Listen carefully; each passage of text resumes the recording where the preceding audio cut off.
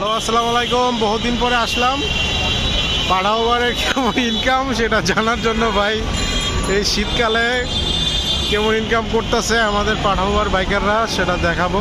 আর কি কি বাইক দিয়ে রাইড শেয়ারিং করে সে তো ভাই জানেনি।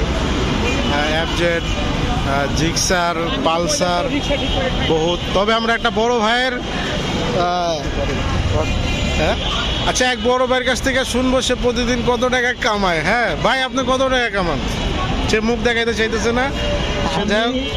জোরে বলেন। আমি পার ডেলি খরচ টরচ বাদ দিয়া ৩,৩৫০ টাকা আমার হয়। কখন বেরোন ভাই? সকালে? কাল ফজর নামাজ পর থেকে দুপুর পর্যন্ত, দুপুর পর ২ ঘন্টা রেস্ট, এরপর আবার ৮টা-৯টা পর্যন্ত।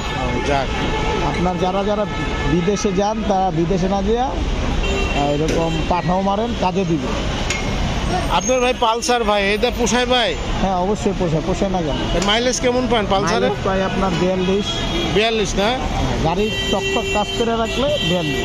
নাহলে ভাড়া কি আগে থেকে কমছে না বাড়ছে ভাই? ভাড়া কমছে, আবার অনেক আপনার বিভিন্ন জায়গায় ভাড়া বেশি। বেশি বেশি